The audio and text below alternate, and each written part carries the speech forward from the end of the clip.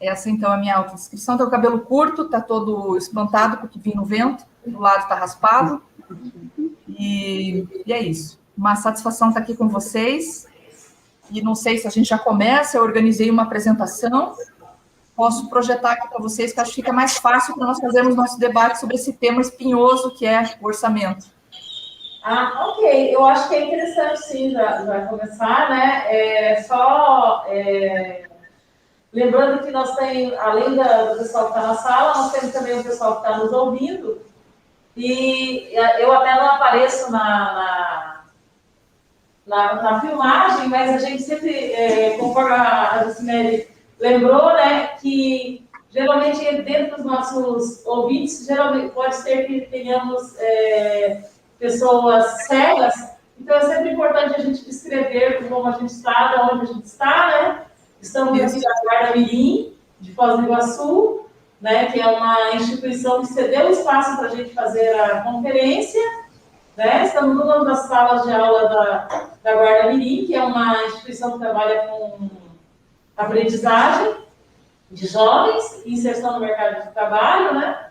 E estamos em 4, 5, 6, 7, 8 pessoas, 9 pessoas contando comigo, né? Eu também sou uma pessoa do cabelo curto, estou com uma blusa vinho que quase não aparece, também de máscara, né?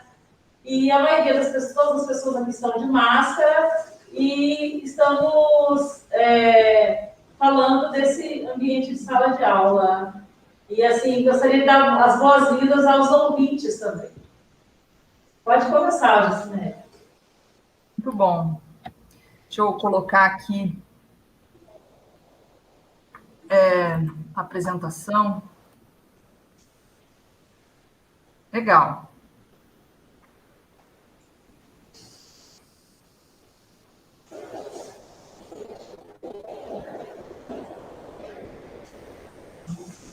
Bom, vamos lá. Então, eu dei uma olhada no material de vocês e como é que está estruturado o financiamento em Foz. Posso falar Foz, né? Sim. Posso abreviar. Eu vou abrir aqui. Bom, também dizer que, puxa, fico feliz de, mais uma vez, estar com vocês na conferência, né? Já estive em outras gestões, já estive na gestão também do Elias. É uma alegria estar participando aqui com vocês. Vamos lá.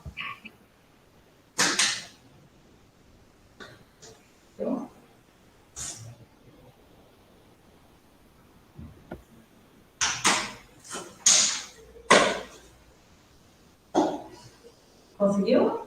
Eu estou me batendo aqui um pouquinho, só um pouquinho.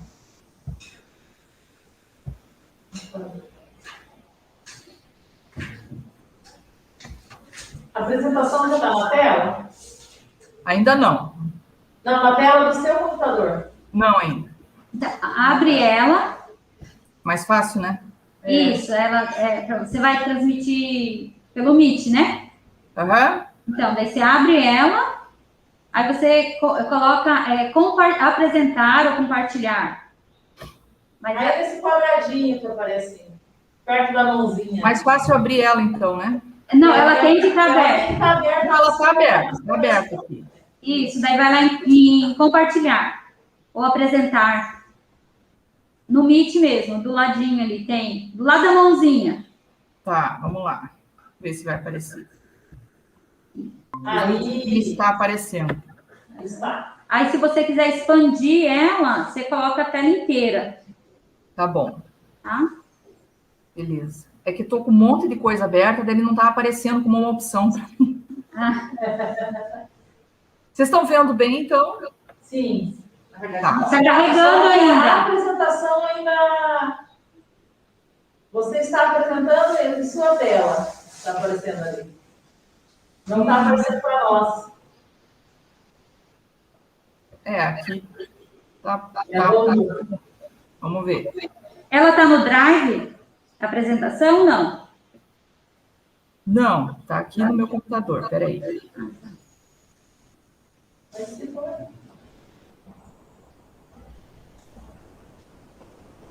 Gente, hoje resolveu dar problema. Vamos ver se pela tela deu certo agora. Vamos ver. Vocês me avisem se deu. Isso. Uhum. Agora sim. Apareceu? Aí, agora deu certo. Ótimo. Bom, gente, então, primeiro, é sempre importante nós começarmos nosso diálogo sobre conferência resgatando o seu sentido, né? Conferência, a palavra já diz, é conferir.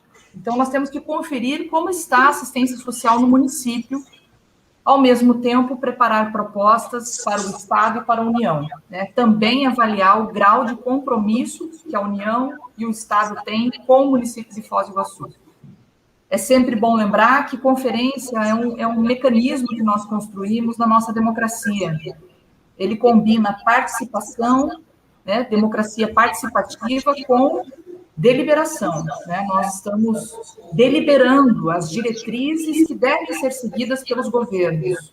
Isso é uma importante inovação na nossa democracia, isso traz a responsabilidade dos entes federados, União, estados e municípios, de cooperarem entre si para garantir os objetivos da nossa Constituição Federal.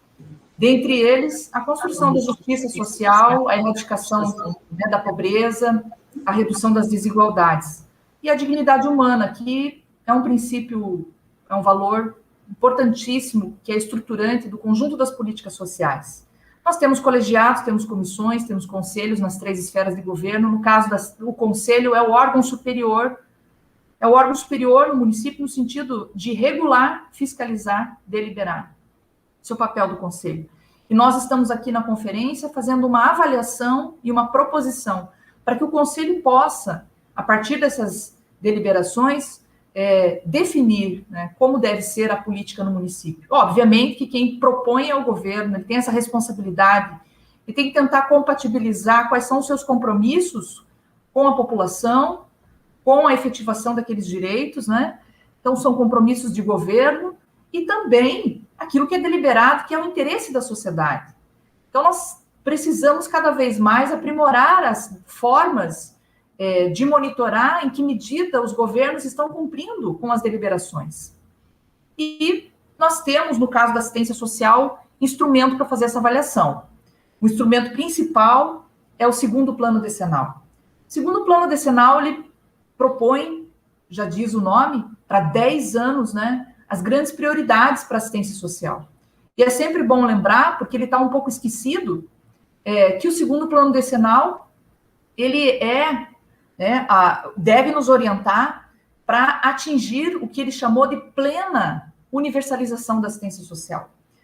Vamos lembrar, em tempos em que muitos governos estão trazendo para a assistência social programas pontuais, que essa política pública, ela se estrutura a partir de uma concepção de sistema de proteção, que é universal, ou seja, ele precisa estar preparado para atender as demandas de forma universal, tem que atingir a população, para quem dela precisar. E é uma proteção que segue critérios, né, não contributiva, ou seja, não precisa contribuir para a Previdência Social para ter acesso à assistência social, ela deve priorizar determinados públicos, então ela tem que adotar critérios de equidade. É assim que o Conselho Nacional orientou o tema da nossa conferência. Nós temos que reduzir desigualdades, né, por meio da equidade, ou seja, priorizando determinados públicos mais vulneráveis, em situação de maior desigualdade, com a forte integração entre serviços, benefícios, programas, projetos, mas, sobretudo, serviços e benefícios, e a integração da assistência social com as demais políticas. É assim que o plano decenal aponta.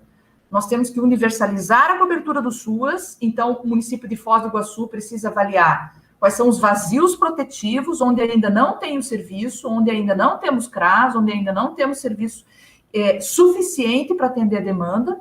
Isso requer de nós uma identificação das desproteções que já existiam, mas também as desproteções novas. O que está aparecendo no SUAS. E Foz do Iguaçu tem características territoriais peculiares, que o segundo plano decenal também falou, que nós temos que observar os aspectos dos territórios, né? Então, nós temos que olhar para Foz do Iguaçu e dizer os aspectos como ser fronteira. O SUAS hoje dá conta da realidade de fronteira? O SUAS hoje dá conta da realidade de migração?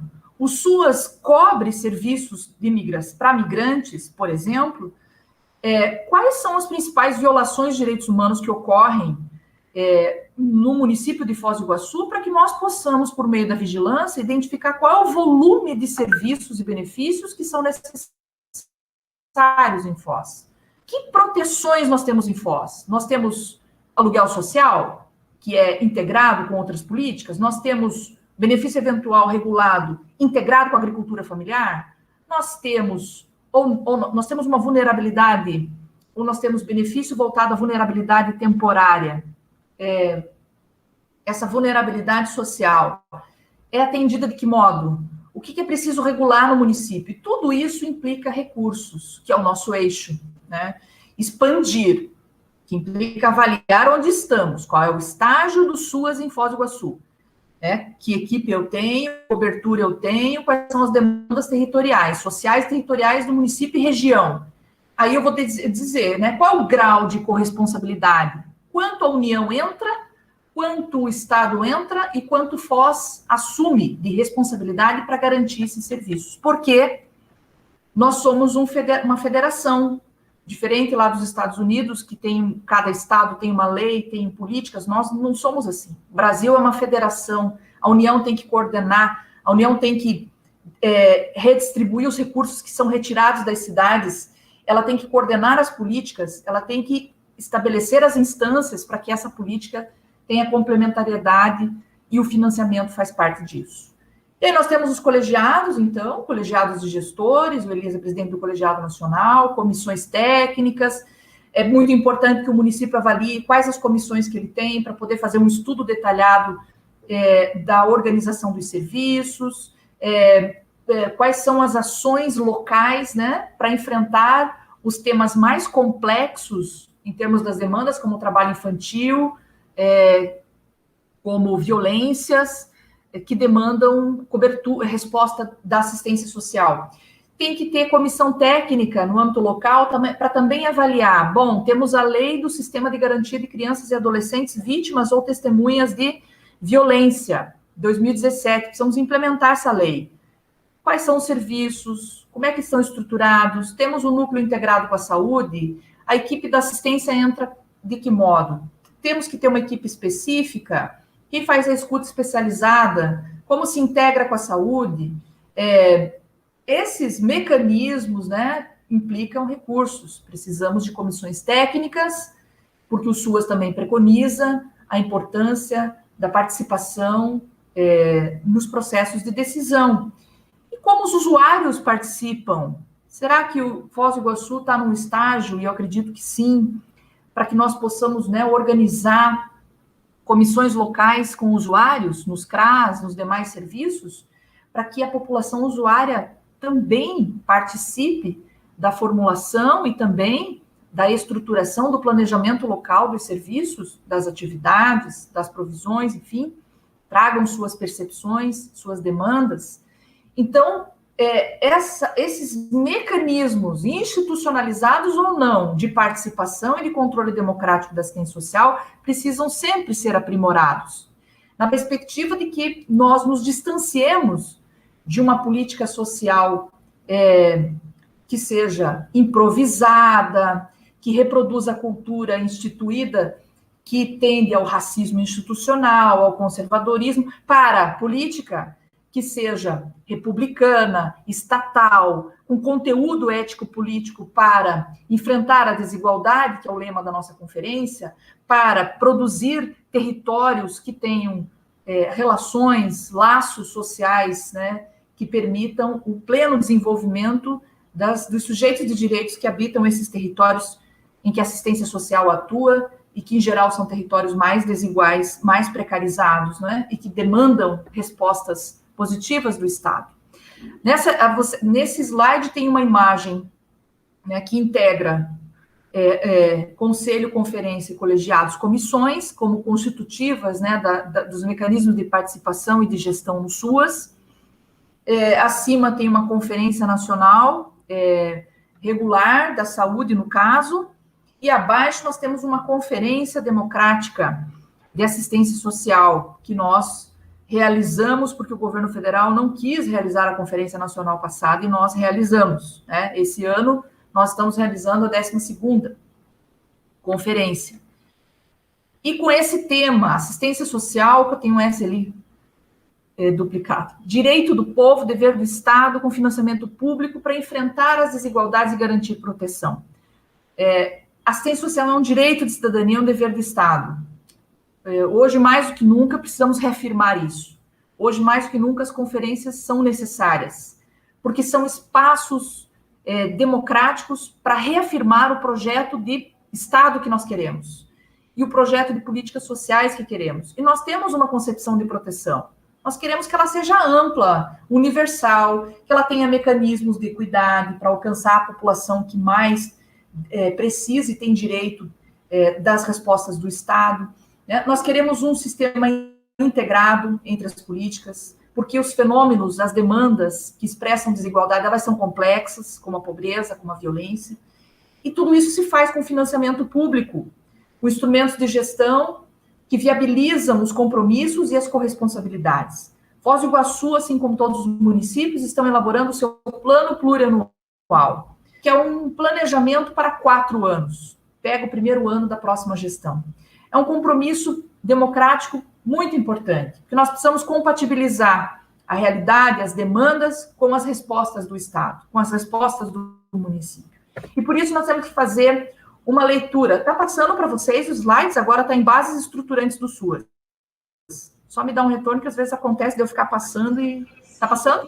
Sim, está passando. Tá. Sim. Perfeito. Ótimo.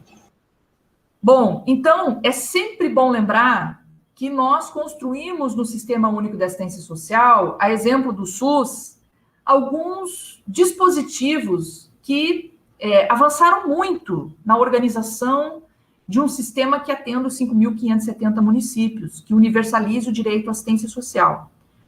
Alguns aspectos, do ponto de vista do financiamento, precisam estar na ponta da língua de quem trabalha no SUAS, de quem milita no SUAS, de quem faz o controle social e de quem acessa os direitos do SUAS. Os serviços, eles são universais. Nós construímos regulação para isso. Eles vão sendo planejados de modo a expandir nos territórios, priorizando os mais vulneráveis. Mas eles são universais e continuados, eles não podem parar. Nós construímos mecanismos para não parar. Um deles é o Pacto de Aprimoramento do SUAS, que foi uma invenção nossa na regulamentação da norma operacional do SUAS. Foi uma invenção que visa acelerar os objetivos do SUAS. Então, não é possível Foz retroceder. Isso tem que estar nas nossas mãos. Nós não podemos deixar nem Foz do Iguaçu, nem o Paraná, nem o Brasil retroceder. E ainda que alguns governos queiram. Os serviços não podem parar, o CRAS não pode parar, o CRES não pode parar, o Centropop não pode parar. Eles são continuados. Então, é o volume de serviços no patamar que nós atingimos. O governo brasileiro, ele não terminou de regulamentar a NOB, porque nós tínhamos que regulamentar o nível de gestão. Isso é um hiato no SUAS hoje. Antes nós tínhamos gestão inicial, básica e plena. Basicamente, a diferença era inicial, para você continuar recebendo os recursos históricos, né, tinha que ter conselho, plano e fundo, né, CPF. Básica tinha que ter um CRAS conforme a realidade do município, o porte do município. Plena tinha que ter uma estrutura de proteção especial. Já foi, isso é no plano decenal 1. Muitos municípios estão demandando muitos serviços, muitos CRAS. Ainda mais agora em que a pandemia aprofundou a desigualdade, trouxe novas demandas. Porque a pandemia, ela atinge toda a humanidade, mas ela atinge de modo desproporcional aqueles e aquelas que estão numa situação mais desigual. Então, nós temos que rapidamente responder para isso.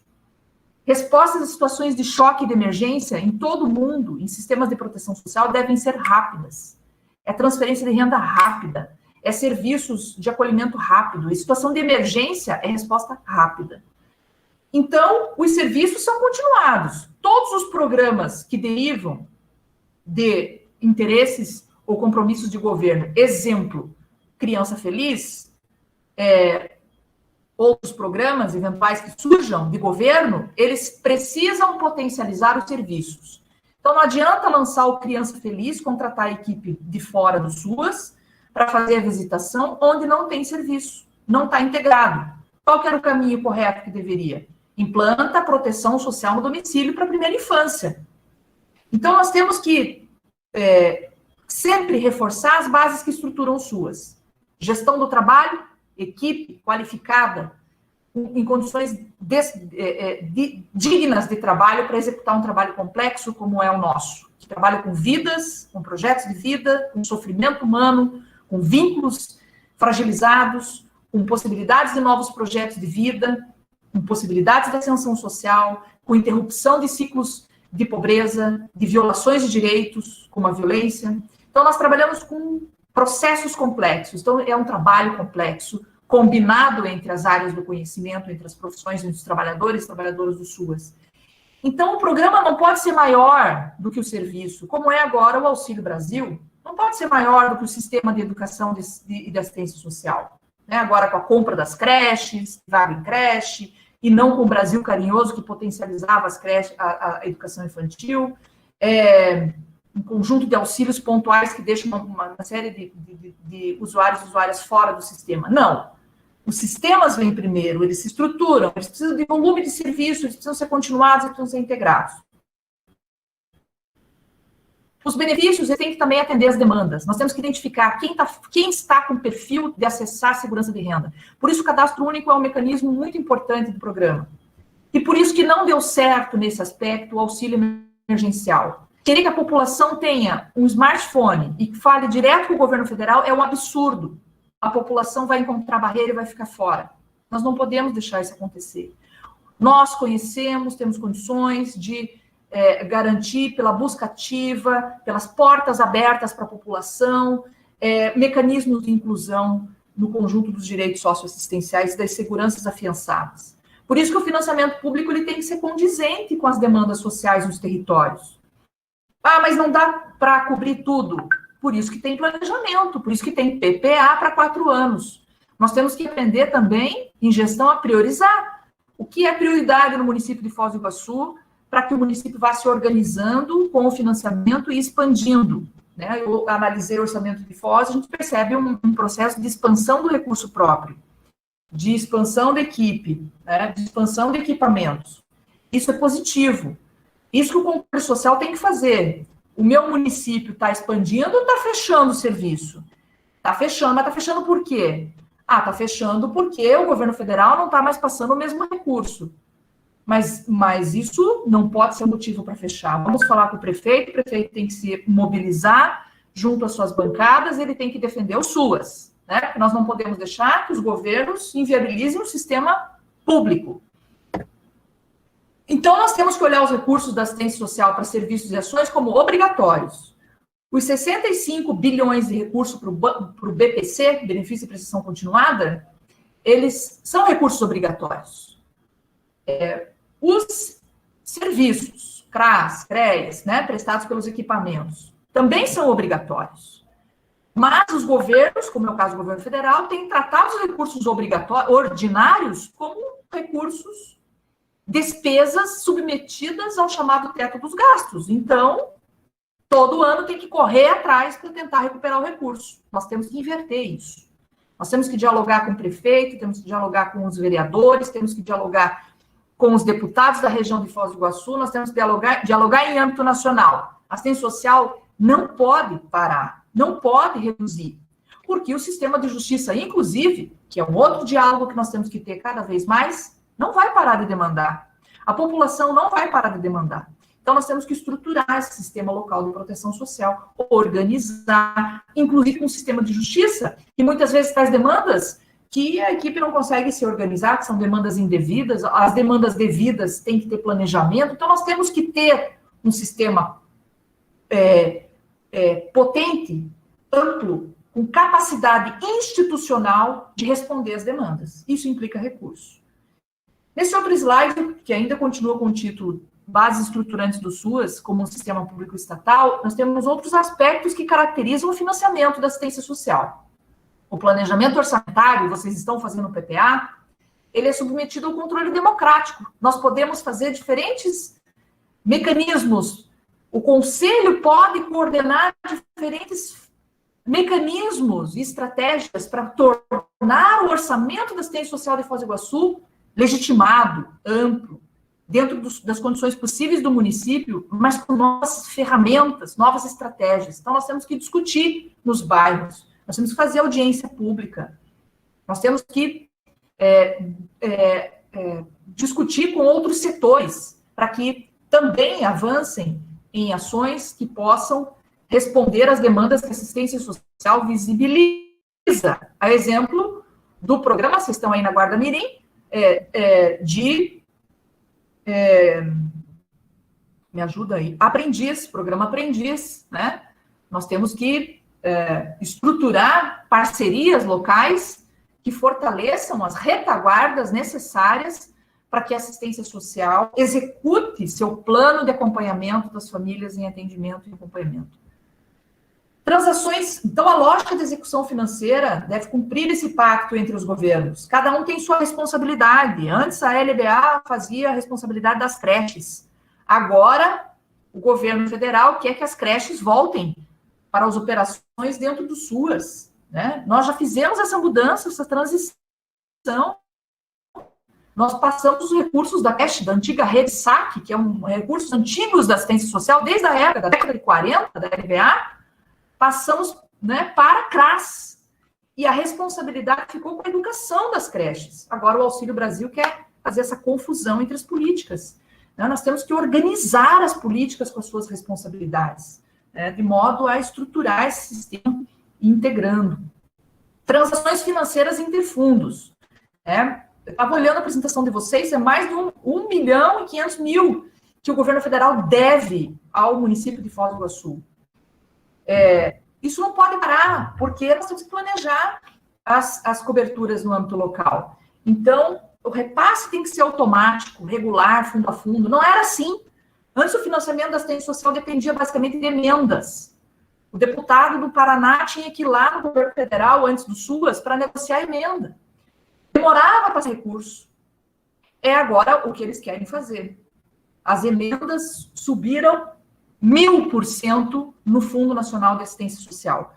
E os pisos baixaram de forma significativa. Temos que inverter essa lógica. Temos que sempre reafirmar a importância do fundo, do controle democrático sobre o fundo, a sua ampliação e a corresponsabilidade dos governos. Mecanismos de transparência. Nós temos que discutir a execução, não só na conferência, mas de forma continuada, para a gente ir superando os gargalos, vendo as dificuldades de execução, construir parâmetros no município sobre custo de serviço, qualidade do serviço prestado pelas entidades e pelo poder público, de modo a mostrar a abrangência, a importância e os impactos do investimento público na assistência social e o pleno funcionamento das instâncias. Nessa outra apresentação aqui de slide, eu estou, né, mostrando para vocês com o título Financiamento Federal para o SUAS, né, mostrando a execução financeira do Fundo Nacional de Assistência Social, que mostra uma tendência muito complicada de atrasos, que eram atrasos, né, em azul tem os recursos de retos a pagar, mas que estão diminuindo, não é porque o governo está sendo eficiente, pagando em dia.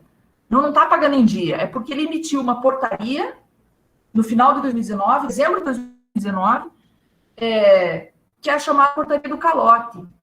Desobriga o governo federal a passar as parcelas de exercícios anteriores. E o recurso está caindo. Então, nós estamos passando de uma execução financeira, né, reduzindo essa execução financeira. Em 2020, tem 3 colunas. Uma primeira baixa ali de restos a pagar. Aí temos uma de parcelas de exercício anterior. Aí nós temos uma coluna cinza, que está maior que a coluna laranja, que é a coluna, essa cinza é uma coluna 2 bilhões e 300 milhões de recursos extraordinários, né? Recursos que não são regulares na assistência social. Ou seja, foram para enfrentar a pandemia e não ficam mais no município. Eu vi que vocês receberam recursos significativos para enfrentar a pandemia. Mas sabe como que eles vieram? vieram de forma carimbada para comprar IPI, para comprar cesta básica, enfim, para enfrentamento e estruturar os acolhimentos, mas de forma pontual, sem dialogar com a realidade do município de Foz do Iguaçu, e assim aconteceu no Brasil inteiro. Nós tivemos, inclusive, interrupção das reuniões para poder pactuar como deveria ser. A assistência social não foi priorizada na pandemia e continua não sendo. Ela é uma política essencial, mas ela não tem recursos para cumprir com a sua tarefa de política essencial e de direito constitucional. Tanto é que o recurso para 2021 ficou em 1 bilhão e 100 milhões, apenas, para ações e serviços. Isso não responde nem à série histórica da assistência social.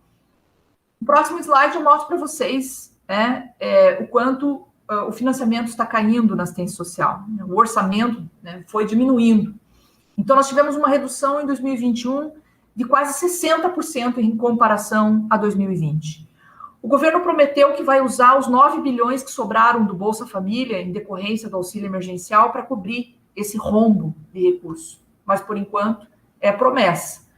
Então, nós temos que discutir na conferência a necessidade de projetos de lei que restabeleçam a necessidade da vinculação de receitas para assistência social desses serviços que são obrigatórios. Não dá para a gente fechar a CRAS. Então, por que não é recurso obrigatório? Não é mesmo? Temos pelo menos 2 grandes projetos que estão circulando. Do Eduardo Barbosa, que é um deputado do PSDB de Minas Gerais, e do Danilo, que é um deputado que preside a Frente Nacional em Defesa do SUAS e propõe a vinculação de recursos. Os 2 projetos são diferentes. Um projeto propõe, do Eduardo Barbosa, chega a aproximadamente 20 bilhões, propõe e vincula recursos nas 3 esferas de governo, e do Danilo só em âmbito federal. Então, nós temos que discutir esses dois grandes projetos, né? E temos que estudá-los e fortalecer as nossas bases para que eles aconteçam. Mas eu queria dizer para vocês que o cenário não é nada favorável, porque o governo federal quer desvincular os recursos obrigatórios da saúde e da educação, que é a chamada PEC 32. A PEC 32 é a PEC da administração pública, ela acaba com a administração pública, né? O chamado Pacto Federativo. Ele vai abrir, a proposta do Guedes, né? Vai abrir para que os serviços que são hoje obrigatórios possam ser prestados pela iniciativa privada. Fora a estabilidade do serviço público que vai ficar comprometida. É para acabar de vez com o Estado. Então, nós temos que prestar atenção nas iniciativas do governo que buscam reduzir o Estado ou subordinar as políticas sociais ao ajuste fiscal. E, por isso, a nossa preocupação com o Auxílio Brasil. Ele, além de não fazer a sua tarefa, que é ampliar o Bolsa Família, ele não define quais são da onde vai tirar os recursos para atender 17 milhões de famílias. Ele condiciona a aprovação, essa emenda parlamentar, essa medida provisória imposta pelo governo Bolsonaro, e que sofre rejeição, por isso foram mais de 400 emendas nessa medida provisória, condiciona a negociação dos precatórios. Precatórios são processos que o governo federal perdeu para os municípios e os estados, e ele deve. Boa parte do volume de precatórios são oriundos do que o governo federal deve para os municípios, por exemplo, em relação ao custo aluno do Fundeb, né, que é o Fundo da Educação. Então, ele quer fazer o Auxílio Brasil com recurso da educação, prorrogando o que deve pagar para os municípios e estados de dívidas anteriores e com as privatizações. Então, é um total desastre em termos de políticas sociais e por isso nós temos que intensificar essa luta para reverter esse cenário. Aqui eu mostro para vocês as ações temporárias de enfrentamento à Covid. Eu vi que são quase 5 milhões que chegaram para o município de Foz, e esses recursos não ficam na assistência social.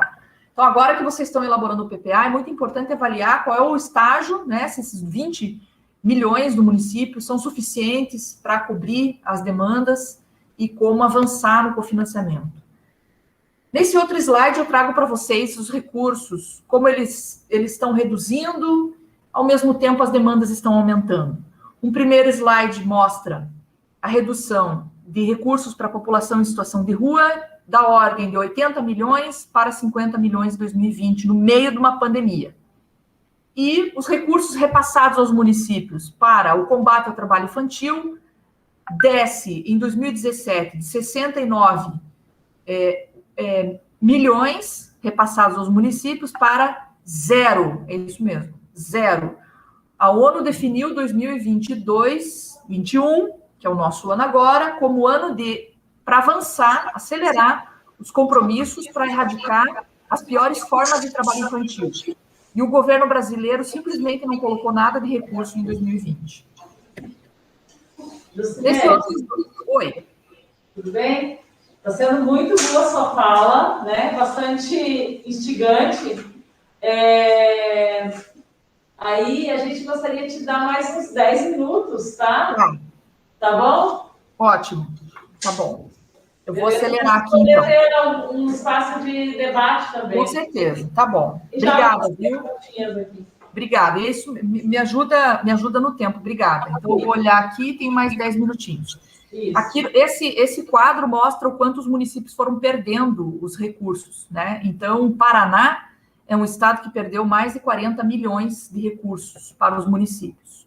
Um outro slide eu mostro o quanto a taxa de pobreza também foi reduzida para 3,3 durante a vigência do auxílio emergencial. E agora ela tinha uma estimativa de 9% sem o auxílio emergencial em 2021, só que já passou de 13% a extrema pobreza no Brasil. Nesse outro slide, né, o cenário de aumento da pobreza e a demanda reprimida do Bolsa Família. O governo federal está prometendo com o Auxílio Brasil atender 17 milhões, só que isso é só a fila de espera entre os 14 milhões que hoje estão. Nós temos uma fila de espera de mais de 2 milhões e 100 mil pessoas que não acessaram o Bolsa Família até agora. E essa diferença, né, se mostra, no caso da região sul, são mais quase 200 mil pessoas, mil famílias que não acessaram o Bolsa Família. Os estados também estão sofrendo com a redução dos recursos, né?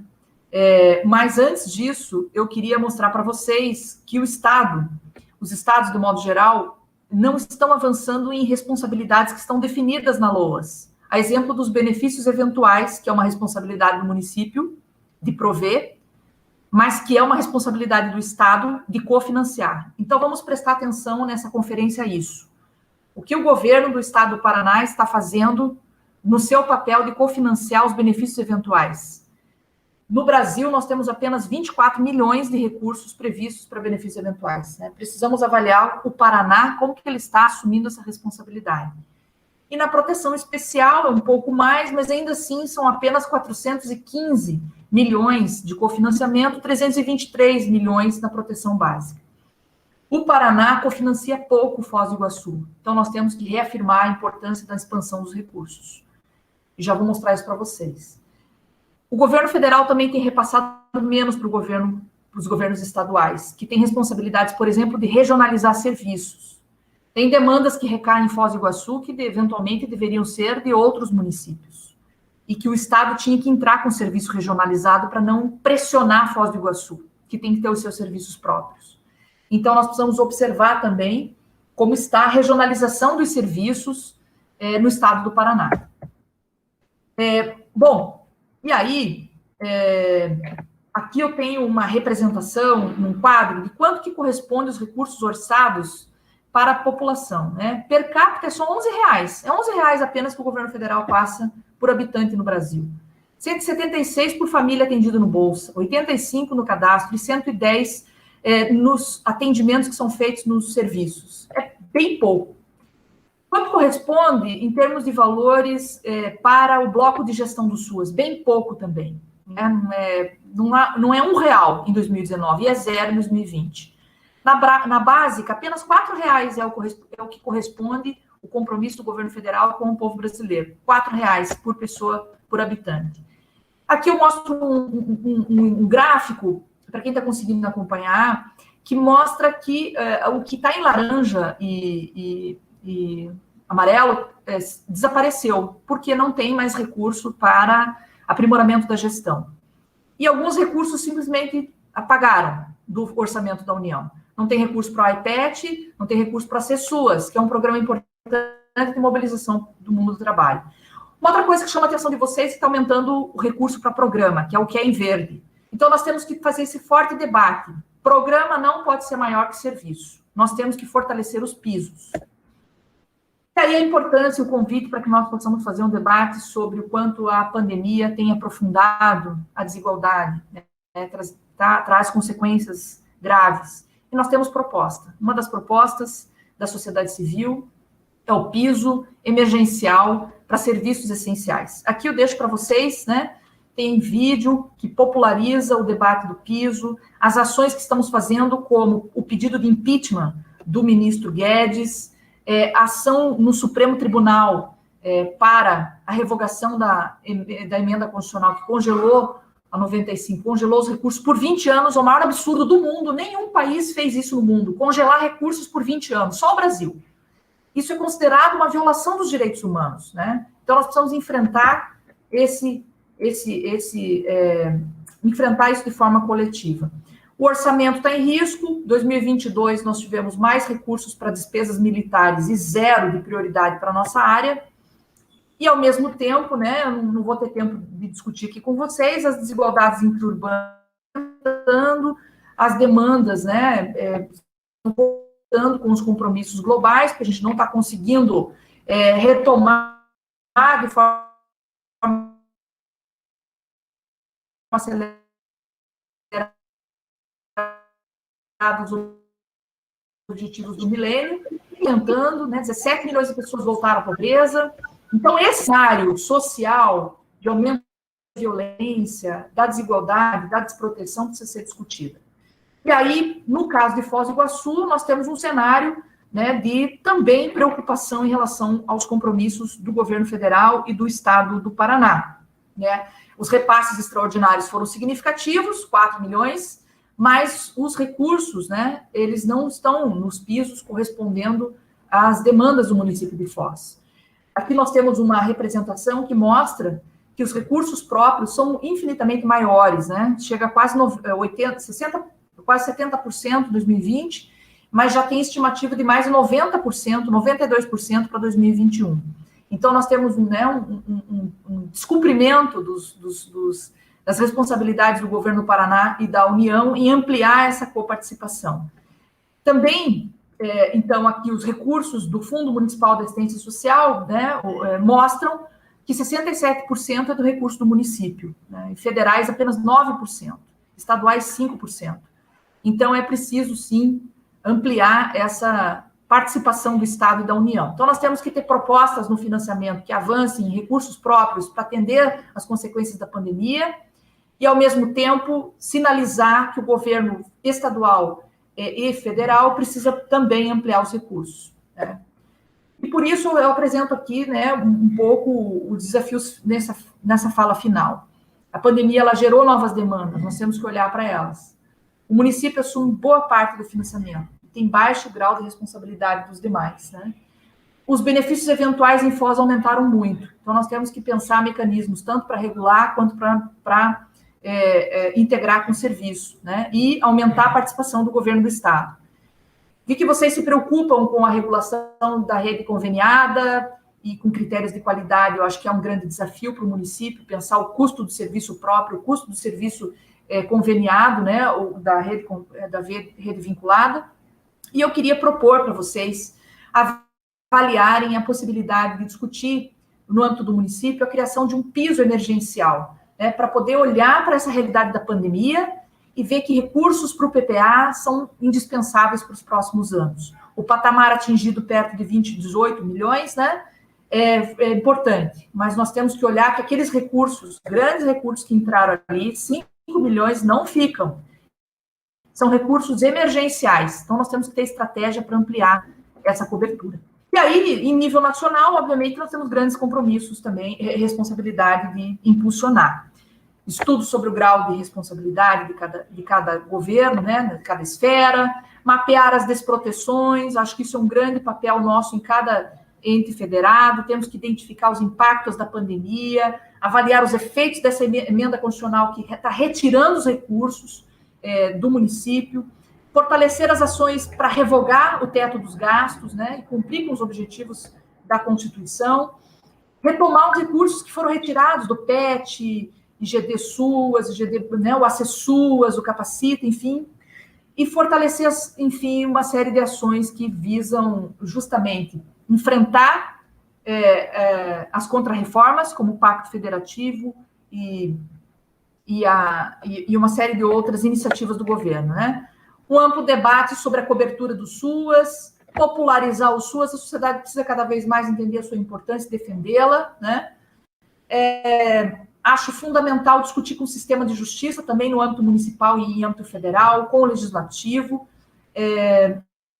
e avançar na defesa de um sistema universal de proteção.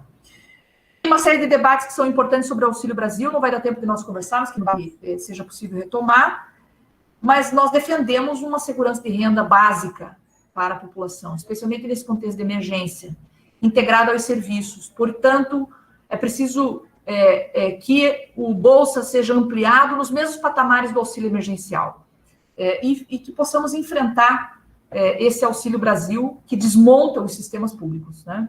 Retomar um projeto popular significa dialogar mais com a sociedade, um projeto de Brasil, um projeto de Estado, de município, visando, né, um sistema universal, uma nova economia que seja ecologicamente sustentável, humanamente diversa, socialmente justa. E por isso, encerro falando que as conferências precisam oportunizar, né, essa discussão sobre a proteção social, entendendo que a assistência social é um direito da população, um dever do Estado, e que, portanto, se faz com financiamento público. Se vocês quiserem, eu posso disponibilizar a apresentação. Aqui ela traz as informações dos dados sociais que eu trouxe, e também as pesquisas que eu me amparei para poder apresentar para vocês os resultados do desfinanciamento da assistência social, os seus impactos, né, e os desafios. Agradeço, né, a oportunidade da escuta e me coloco agora à disposição para o nosso debate. Obrigada.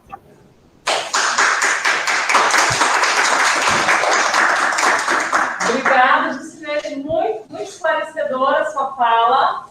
É uma pena que a gente tem aí uma limitação de tempo, né?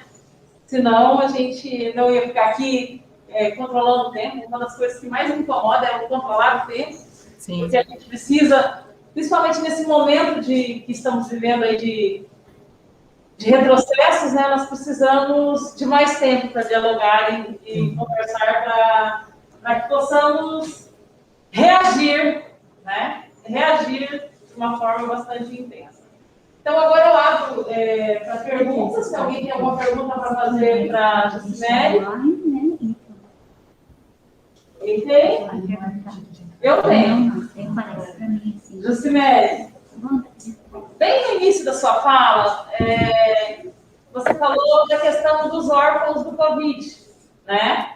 Que o Paraná já começou com algumas ações pontuais, como sempre, ações pontuais, né? Eu nem chamo de programa, eu chamo de ações, né? Com relação a resoluções e coisa tal, bem já um dinheiro carimbado para a gente agir, atuar em situações tão complexas que é a vulnerabilidade e a orfandade, de um modo geral, que o Covid causou, né? E assim, só que a orfandade da qual estão tratando é só com relação a crianças e adolescentes, né? E o que a gente percebe aqui na ponta é que a gente tem outros órfãos, né? Idosos que perderam seu principal cuidador, pessoas com deficiência, famílias que perderam o seu... aquela pessoa que era o provedor da família, outras famílias que aquela pessoa não era o provedor, mas ele era aquela que garantia uma certa estabilidade nas relações intrafamiliares. Então, assim, o Covid deixou diversos órfãos. E não é só porque essa pessoa morreu. Às vezes, essa pessoa ficou com sequelas, né? Então, assim, tem diversas formas de... O que hoje está se chamando de orfandade, né? Mas, assim, o que a gente vê é que a grande maioria das pessoas não necessariamente ficaram órfãos. Bom, literalmente, né? E pouco se fala em outros aportes, né? Você também falou da questão de alguns recursos da época da LBA. E a gente lembra que a política do idoso é uma política esquecida em termos de financiamento desde a época da LBA, sabe? Então, assim, e nesse momento em que a gente está vendo aí a população idosa aumentando, né, e ficando desprotegida por conta da pandemia também.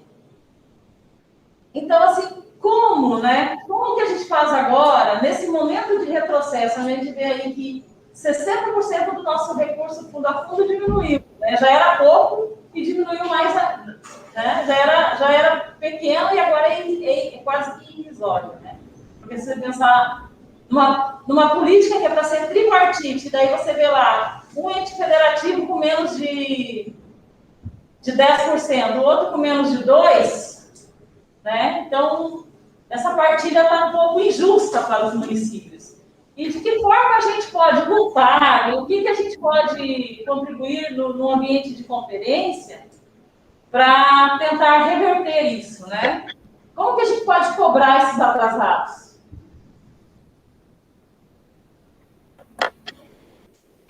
Tem mais alguma questão, será? Não, acho que é só isso. Enquanto o pessoal vai pensando. O primeiro que é a primeira vez que eu, né, nesse debate que a gente tem feito sobre a orfandade em decorrência da pandemia, alguém colocou preocupações como você. Eu quero, sim, dizer que foram bem importantes, né? Me fez, inclusive, refletir que a gente não está olhando para essas demandas como pessoas idosas, né? Então, bom, eu acho que a gente precisa priorizar um estudo sobre as consequências sociais da pandemia. A gente não sabe todas ainda, né? Primeiro que ela não acabou. Nós estamos com quase 600 mil mortes, né? Vidas interrompidas para uma doença que tem vacina. Nós estamos vivendo um contexto de um governo que implementa políticas de morte, né? Dissemina ódio e implanta políticas de morte. Fazer a população ir para a fila para conseguir um auxílio emergencial, para se contaminar, ou para não conseguir, é uma política de morte, né? Então, não há interesse por parte desse governo federal em expandir o SUS. Nós estamos sem expansão desde 2016. Então, aquele ambiente anterior, o Centro Pop, que foi criado com o programa Crack é Possível Vencer. Centro Dia, que foi criado com o programa Viver Sem Limites. Redução em 30% da extrema pobreza com o programa Brasil Sem Miséria. Não é o contexto atual, né? Eles estão trabalhando com a ideia de programa que está acima de serviço. Então, nós temos que dar visibilidade a isso, desgastar governos que estão contrariando aquilo que nós precisamos implementar, né? Que é uma responsabilidade. Acho, assim, que, para ser bem objetiva, nos serviços, nós temos que avaliar, assim, o que precisa ser adaptado. Por exemplo, o serviço de convivência, fortalecimento e vínculo. Como é que a gente garante que esse serviço funcione num contexto de pandemia? Porque não sabemos por quanto tempo a pandemia trará efeitos primários e secundários na população, né? São mais de 5 milhões de crianças e adolescentes fora da escola. E quando elas voltarem, vão voltar em que condição, né? Muitas sofrerão violência, estão sofrendo violência sexual, violência doméstica. Muitas pessoas idosas estão sofrendo porque o isolamento no domicílio também é um fator de alerta, porque a gente sabe que a assistência social, ela oportuniza a convivência para justamente ser uma possibilidade de identificar se tem sinais de risco, né? Então, assim, para ser objetiva, eu penso que é preciso reafirmar na conferência a necessidade do cofinanciamento de serviços que não são cofinanciados no SUAS para públicos que sofrem violações de direitos, como você citou, muito bem lembrado, não tem cofinanciamento para a população idosa. Isso não tem cofinanciamento federal e nem estadual. Isso é o município que se vira, né? Então, nós temos que formular uma proposta que apontem a necessidade de cofinanciamento para serviços que atendam populações não contempladas no cofinanciamento federal e estadual, como instituições de longa permanência ou pessoas idosas em instituições de longa permanência, mulheres em situação de violência, não tem cofinanciamento continuado, migrantes não tem cofinanciamento continuado, a integração é um desastre, vem para o município sem a gente saber, vem por meio de entidade, não tem serviço continuado, famílias desabrigadas, né, tem pontualmente lá, mas não tem o suficiente. Então, nós precisamos identificar, isso são as desproteções. O que é o conceito de desproteção no SUAS, né? O que deveria ter de provisão, de segurança, que não tem? Não tem. Então, não tem, essa desproteção deve ser enfrentada com cofinanciamento. Então, e com implantação de serviços. Acho que aqui nesse eixo é importante reafirmar, né, a necessidade de cofinanciamento federal e estadual para serviços não cofinanciados que atendam públicos específicos não contemplados no SUAS. E aí citar, eu acho que vale a pena. Outra proposta que você traz, que é bem concreta, nós temos que implementar novas modalidades de proteção. Tem debates que o SUAS não está fazendo, como, por exemplo, uma política de cuidado. Nós temos só, ou é na básica, ou é lá no CRAS, que a gente acompanha, no CREAS a gente acompanha, ou, esgotada a possibilidade, é o acolhimento institucional. Nós não temos modalidades intermediárias. Eu acho que é preciso pensar, não é esse eixo, ele tem uma relação com o outro eixo da proteção, das seguranças, mas eu acho que precisaria pensar em financiamento de novas modalidades de proteção que garantam cuidado, né, que garantam novas modalidades no SUAS, que garantam cuidado e proteção da população. Por exemplo, né, o que vocês têm aí, que é a guarda subsidiada. Você deu exemplos muito pertinentes. Existem públicos específicos que não estão sendo protegidos, né? Que agora, com a pandemia, vai explodir de demanda, né? O que são os órfãos da Covid, mais ou menos, tem estimativas de 130 mil crianças e adolescentes que ficaram órfãos da Covid, né?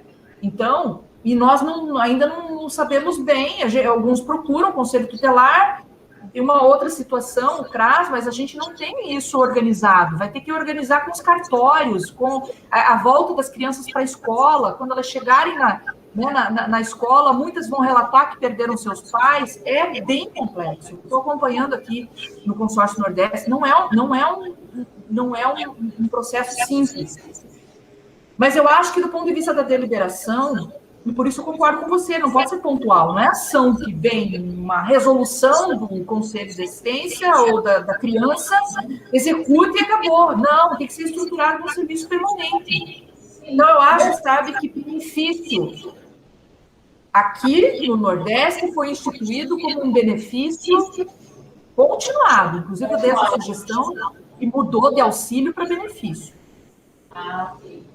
Porque aqui é uma resolução, né? Eles trazem auxílio, uma resolução do benefício. Exatamente.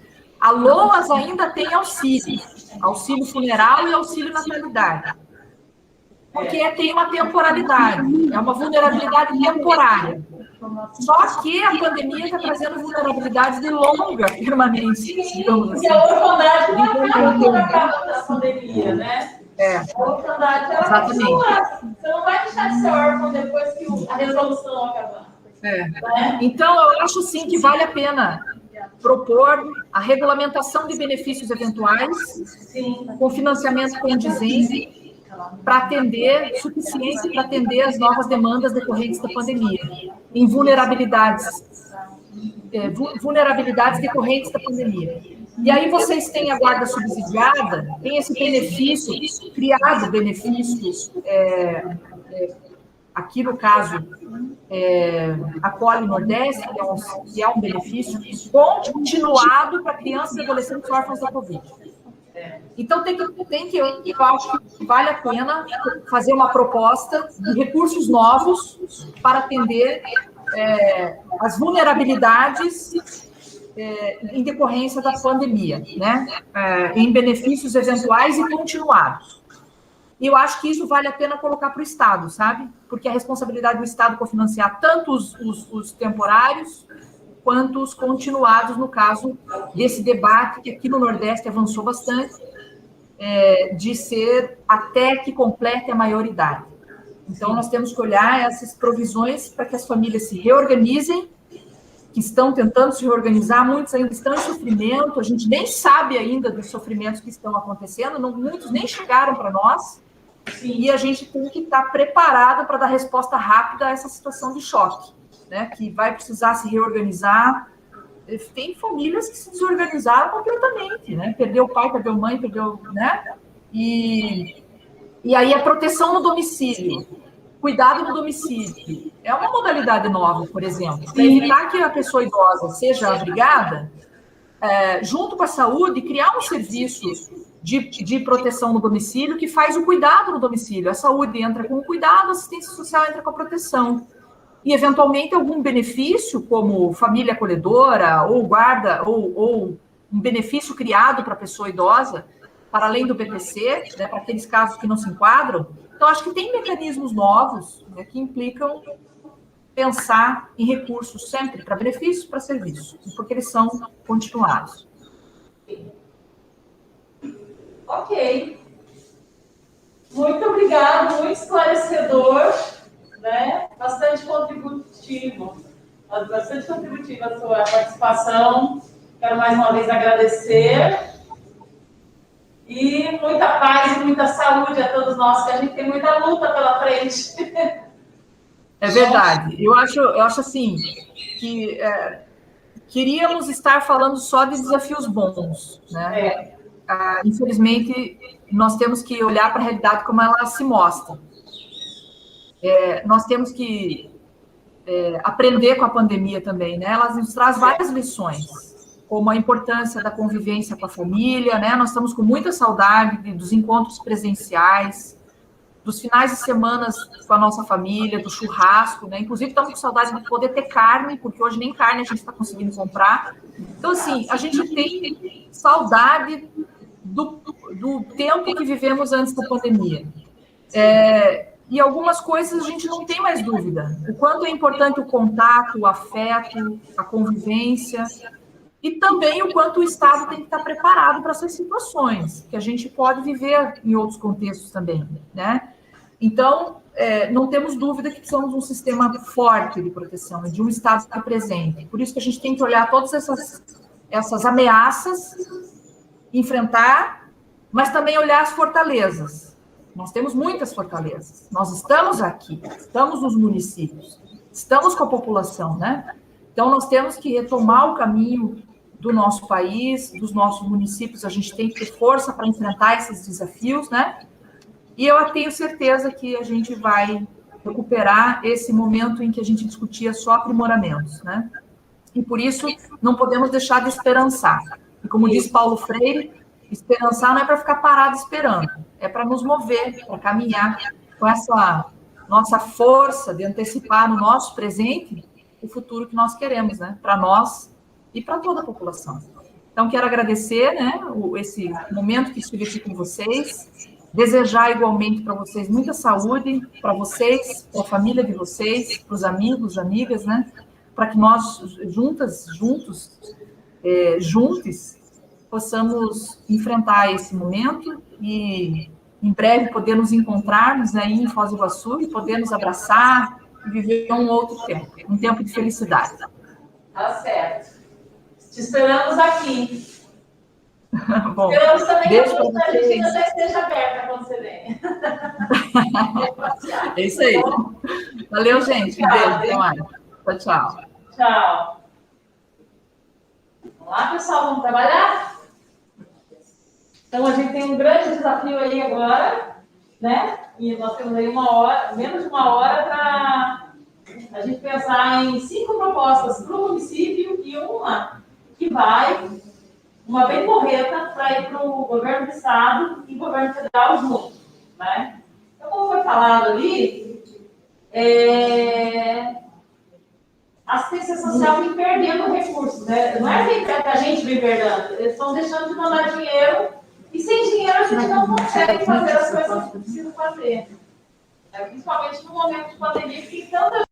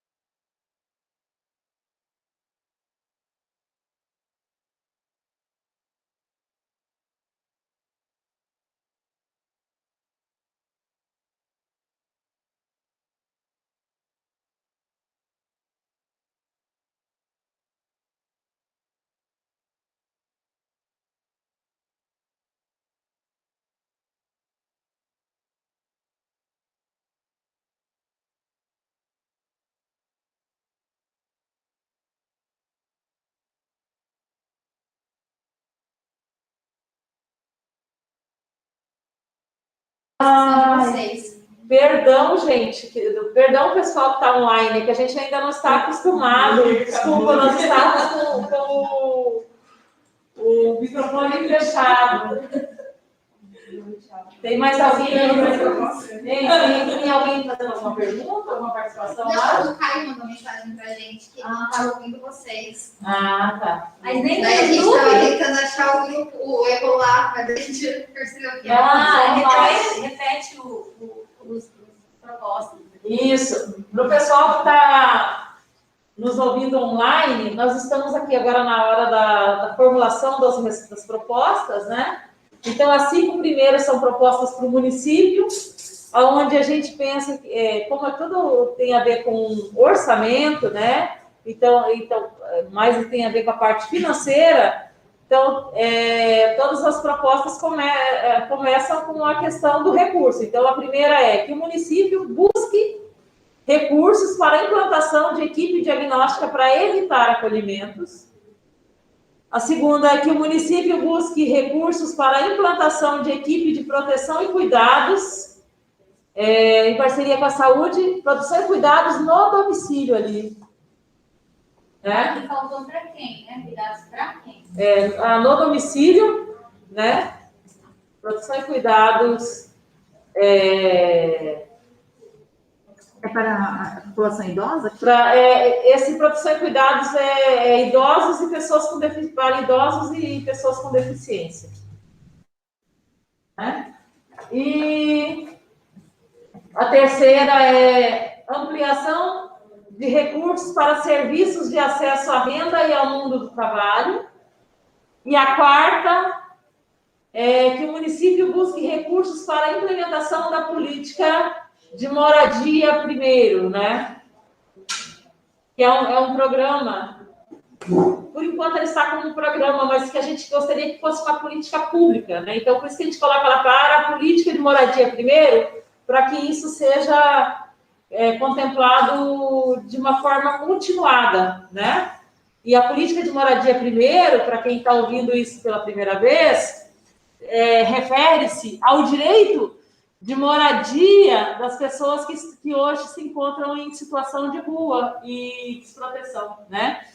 Então, é uma política onde se prevê, primeiro, o direito à habitação.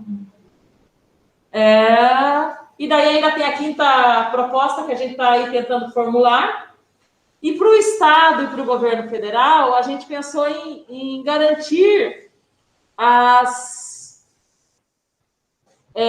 o repasse, garantir que eles nos paguem aquilo que está atrasado e garantir também que a implantação de novos serviços, e bem como aquilo que já vem sendo repassado, que tem a atualização monetária, né? Porque tem coisas que desde 2014 que é o mesmo valor. Nós temos recursos que desde 1900 e bolinha que é o mesmo valor. Então, a gente precisa que esses recursos sejam atualizados monetariamente. Ainda mais agora, num período que a gente está vivendo de inflação alta.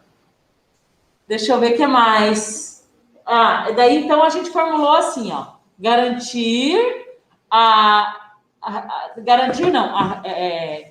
Retomada da expansão de repasse de recursos para a implantação de novos serviços, repasse de recursos atrasados e correção dos valores transferidos, né? E o outro é garantir a transferência mínima de orçamento na política de assistência social de 5% do orçamento geral, né?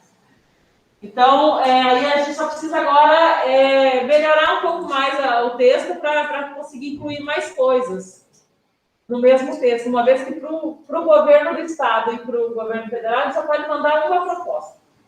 Não, é no mínimo. No mínimo uma? Uhum.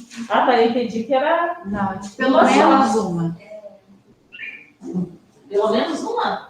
Uma de nível estadual e uma de nível federal. É no limite de uma? É o limite de uma. Não, é até 5 para o governo municipal e uma. Então, Falta uma no município. Tá, vai fazer. Então, assim, ó, o que acontece? Essa questão aqui dos atrasos é mais com o governo federal. Né? E quando o governo federal atualiza, o governo estadual atualiza automaticamente. Então. Por que a gente não coloca, então, pega essa do estadual, joga no federal com a inclusão do 5% mínimo, e do estadual não tem uma outra proposta? Tem. Uma são os benefícios eventuais, que hoje é o município que praticamente banca tudo. Ah, pro estado. Então vamos reformular essa do estadual, jogar no federal, e no estadual a gente. Isso, vamos colocar do estado. Exatamente, verdade. Vocês viram que parece assim no começo que a gente não está conseguindo, de repente. Um coloca uma palavra, outro outra, já vai. A união faz a força. Café. Açúcar não precisa. Sem açúcar.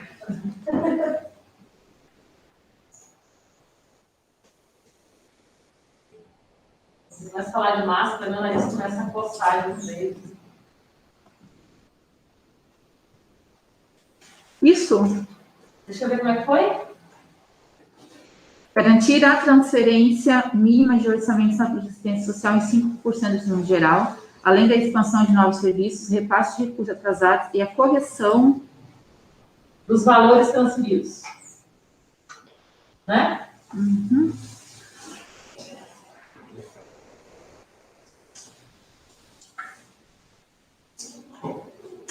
Aí no estado que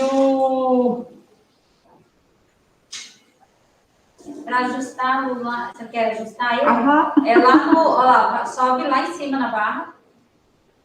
Aí naqueles 3 pontinhos, não tem justificar, centralizar, tal, é na do lado. Não, vai mais um pouquinho, mais. Para aí, volta. Aí, mais um, aí. Clica aí, no meio. eu não consigo daqui verificar se tem alguém fazendo alguma pergunta ou querendo dar alguma proposta de alguém que está como ouvinte. Não tem. Não temos? No YouTube, né? É que pelo YouTube a gente não consegue. Tem pergunta? Deixa eu só ver ali, eu não consigo ler. Não, só está dizendo que está sem som e que agora voltou. Ah, ok. Se alguém tiver alguma pergunta, escreve ali no YouTube que a gente vai tentar. Ou se quiser implementar alguma das propostas também, nós estamos disponíveis.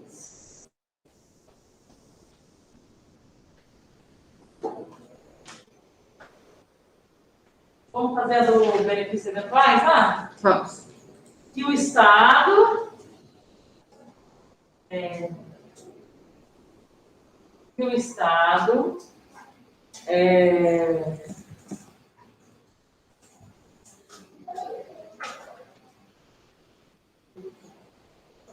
aqui é? Transfira? Não, como é que é? Regularize financiamento? Regularize o financiamento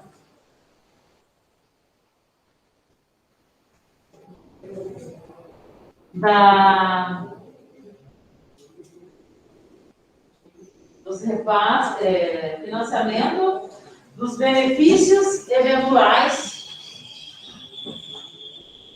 bem como dos demais serviços não cofinanciados atualmente. Né?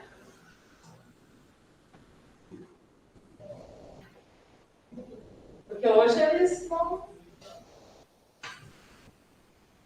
Eu não sei se nessas aí se a gente especifica como a política, como ILPIs de idoso, né? Com o acolhimento de idoso e de mulheres vítimas, de mulheres em situação de violência.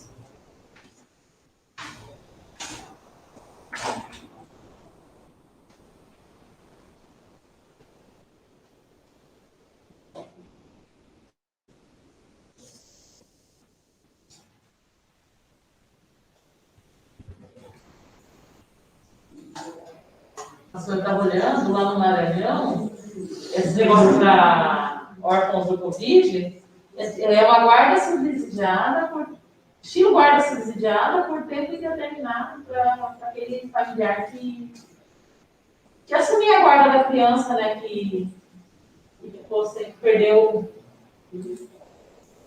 seu guardião do Covid.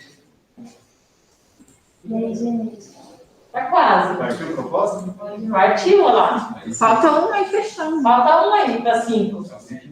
É até 5, na verdade, não necessariamente 5, tá? Tá. Até 5. Não, mas a gente tá bem objetivo, assim, a gente tá querendo esquemar. Beleza. Aí, no caso, hoje, pelo que eu estou desenvolvendo, está tendo muita demanda hoje para receber dos guardas subsidiados. É só uma proposta assim, A gente pode colocar assim, ó. Eu acho que assim, né? E o município. Ampliação do atendimento do guarda? Isso. E o município busque Eu acho que é 5. ampliação de recursos para ampliação. Não sei. Ampliação de recursos. Não. É que a gente está falando exatamente de recurso, né?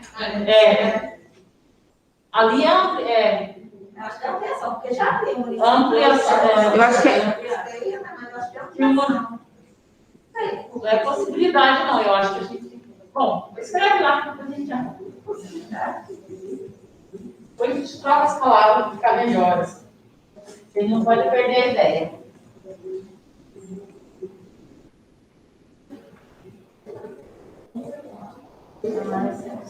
Ai, gente do céu. eu tenho medo de ser guarda subsidiado, porque a lei está errada.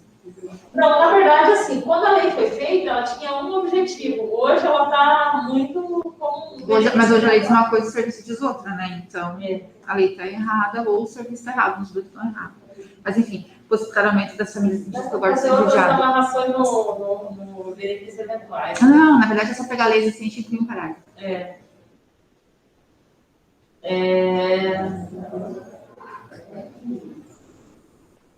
Fechamos aí? Assim, possibilitar aumento de famílias? Ou desse jeito fica aparecendo serviço, não fica aparecendo... Possibilitar o aumento das famílias atendidas. Eu acho que assim, ó, disponibilizar recursos Para ampliar? para ampliar o atendimento, para ampliar disponibilizar recursos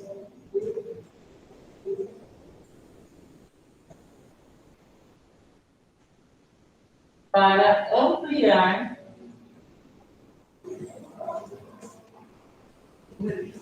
o número de famílias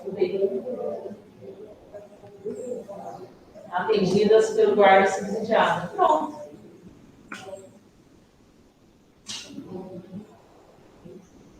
Mas aí, olha, eu tô pensando, né? Guarda subsidiado, geralmente a gente pensa no termo guarda mesmo, né? Porque é de criança, né? Que tem que ser guardião de uma criança.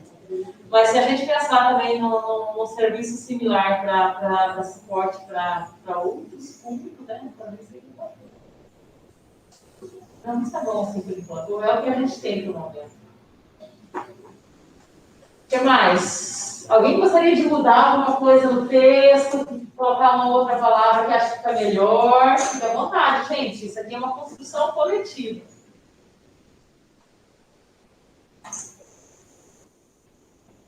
O município busca recursos para a implantação de equipe diagnóstica para evitar os O município busca recursos para a implantação de equipe de proteção e cuidados no domicílio para idosos e pessoas com deficiência e para esse grupo de parceria com a Secretaria de Saúde. Ampliação de recursos para serviços de acesso à renda e ao mundo do trabalho. Faltou o A lá, processo A. Tá.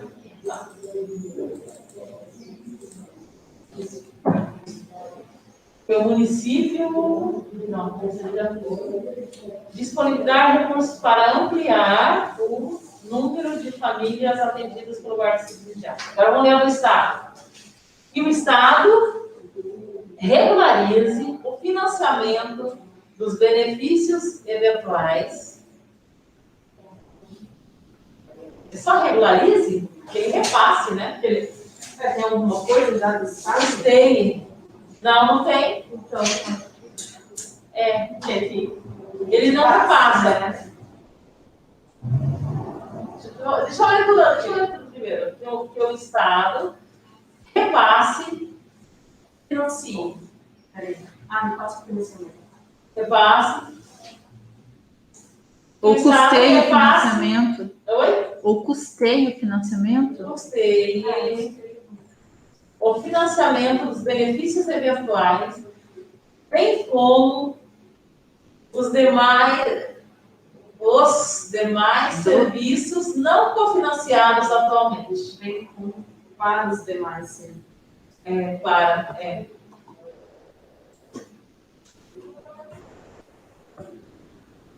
Então, ali não é só custeio para. Não, eu acho que. Custeio o financiamento dos benefícios eventuais. O Estado custeia o financiamento dos benefícios eventuais, Bem bem como para os demais custeio os demais, essa daí é.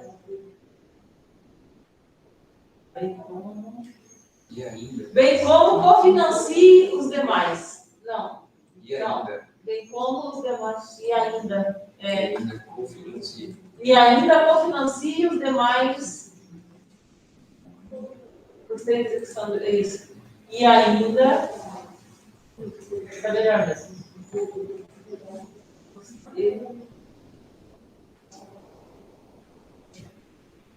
Vamos lá. Que o Estado custeie a execução dos benefícios eventuais, bem como realize ou custeie. Realize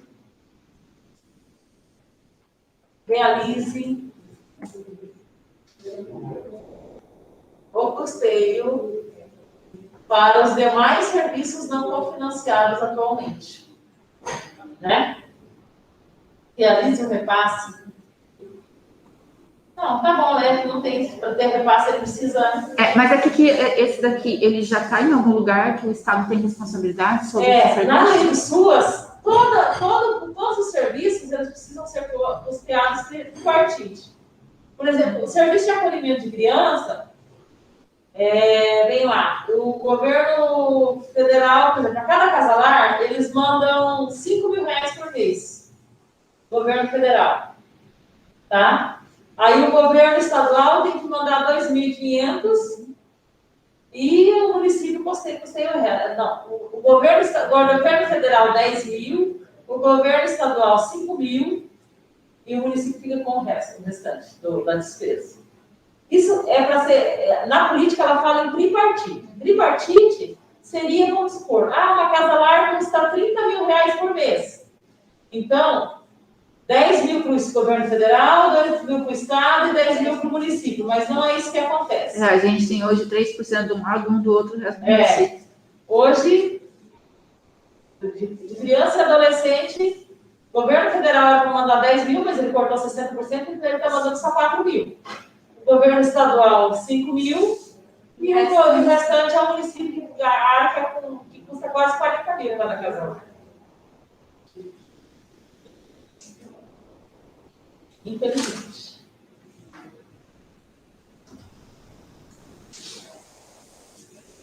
Vai custar 67.000 cada casa lá. 67.000? Cada casa lá com vaga para 20 crianças, 67 Não, mil. então não é cada casa, é cada 2 casas lá. Cada casa lá é 10 crianças. É verdade. É 3.700 per capita, 37.000. 2 casas dá 70.000. Isso aí. Nossa. É caro, né? E assim, custa caro manter a criança numa casa lar, mas o dano que causa para uma criança tirá-la da família é muito maior. Tem gente que acha assim, essa família não presta, tira isso e aquilo. Mas os danos dessa retirada é um absurdo. É que o difícil é a criança entender que ela está num ambiente de violência e negligência. Ela pode não entender isso. Então, o dano da retirada da família é muito complicado. Aí o da União ficou garantir a transferência mínima de orçamentos na política da assistência em 5% do orçamento geral, além da expansão dos novos serviços, repasse dos recursos atrasados e a correção dos valores transferidos. A correção monetária. Correção monetária é uma correção, né? Vamos colocar. Isso. E a gente pode deixar os valores transferidos ou valores pactuados. Dos valores já pactuados, né?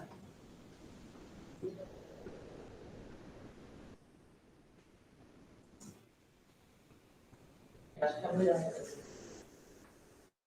Isso aí, quando chegar lá, o pessoal vai pedir 1001 destaque e vai colocar mais coisa. Eu penso que quando chegar lá amanhã, eu vou começar a colocar mais destaque.